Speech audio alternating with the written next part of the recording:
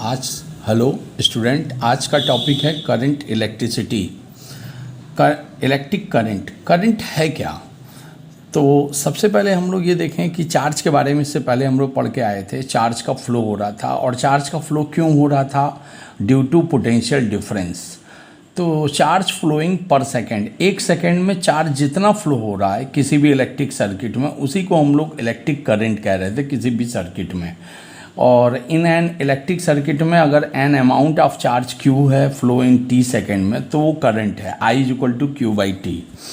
Q is equal to यहाँ पर N E भी होता है, तो एन ई बाई टी भी हो सकता है यहाँ पे।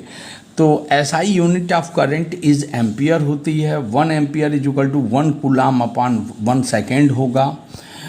1 coulomb of charge is equal to 1 upon 1.6 into 10⁻⁻19 जो है चार्ज होता है, is equal to 6.25 into 10⁻18 electron होगा। Should flow in 1 second. 1 ampere is equal to 6.25 into 10⁻18 electron per second, यानी एक सेकेंड में इतने इलेक्ट्रॉन अगर फ्लो हो रहे हो तो उसको हम 1 एम्पियर बोलते हैं। इसमें एक नोट पॉइंट है कि एक सेकेंड में इतने इलेक्ट्रॉन एक एंड से फ्लो हो रहे हो, और इक्वल इतने ही नंबर ऑफ अदर का मतलब वो ही इलेक्ट्रॉन नहीं, दूसरे इलेक्ट्रॉन दूसरे एंड से निकल जाएं। यानी यहाँ से 6.25 इंटू 10⁻8 इलेक्ट्रॉन इसमें इंटर करें, और यहाँ से दूसरे इलेक्ट्रॉन निकल जाएं। यानी यहाँ से यहाँ तक इलेक्ट्रॉन पूरे भरे हुए हैं, और यहाँ से जैसे ही इलेक्ट्रॉन इंटर करेगा वैसे ही दूसरे इलेक्ट्रॉन यहाँ से बाहर निकल जाएंगे।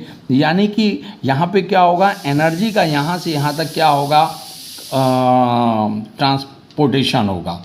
Electric current is a scalar quantity. Ohm's law, according to this law, if there is no change in the physical state of conductor, अगर जैसे just like that temperature, pressure, stress, just like that temperature, then ratio of potential difference applied at its end and current flowing through it is constant.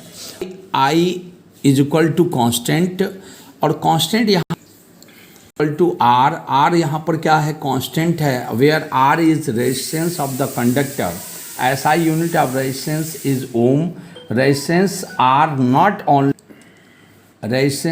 Not only depends on the material of the conductor but also on the dimension and temperature of the conductor. और यहाँ पे graph आई और B का graph draw किया गया है। Metal आई और B के लिए, मेटल के लिए ग्राफ स्ट्रेट लाइन है, ये ओम्स लॉ को फॉलो कर रहा है।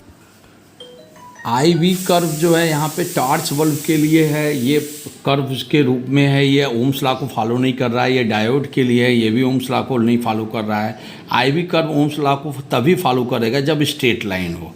Dependence of resistance only dimension. हम ये देखा कि रेजिस्टेंस, अगर किसी कंडक्टर की लेंथ को हम जैसे जैसे बढ़ाएंगे वैसे वैसे रेजिस्टेंस बढ़ा, यानी डायरेक्टली प्रोपोर्शनल था। और एरिया को हमने बढ़ाया तो रेजिस्टेंस कम हुआ, तो इन्वर्सली प्रोपोर्शनल था। यहाँ से हमने दोनों के बीच में एक रिलेशन निकाला डायमेंशन के बेस पे। आर इज इक्वल टू, यहाँ पर एक प्रोपोर्शनलिटी कांस्टेंट लगाया, रो जो है rho L by A. Rho यहाँ पर स्पेसिफिक रेजिस्टेंस था। R electrical resistivity of material, जो कि यहाँ पे मैं बता दूँ कि ये जो है डायमेंशन पे डिपेंड नहीं करती है, ये मटेरियल पे डिपेंड करती है, मटेरियल ऑफ द कंडक्टर पे डिपेंड करती है, और टेम्परेचर ऑफ कंडक्टर पे डिपेंड करती है। ये डायमेंशन पे डिपेंड नहीं करती है। आर डायमेंशन पे भी डिपेंड करेगा, यही डिफरेंस होगा आर और रो के बीच में। Current density, current per unit area is called current density. यहाँ पे करंट पर यूनिट एरिया है। Current density is a vector quantity. यहाँ पर हम क्या करते हैं कि एक कंडक्टर ले लेते हैं, और इसमें इलेक्ट्रॉनों का जो फ्लो होता है वो हमेशा, जो ये एरिया है इस एरिया के हमेशा क्या होता है, परपेंडिकुलर होता है। इसलिए हम यहाँ पे ये मानते हैं कि यहाँ पे जो एरिया है, एरिया है ये एरिया वेक्टर है, और इसलिए हम ये मानते हैं कि यहाँ पर current density is a vector quantity. यहाँ पर conductance, reciprocal of resistance is called electrical conductance. G is equal to 1/R होता है। यूनिट ऑफ G हम इसको यूनिट, इसकी यूनिट ओम होती है, तो ओम का उल्टा लिखें MHO, मो।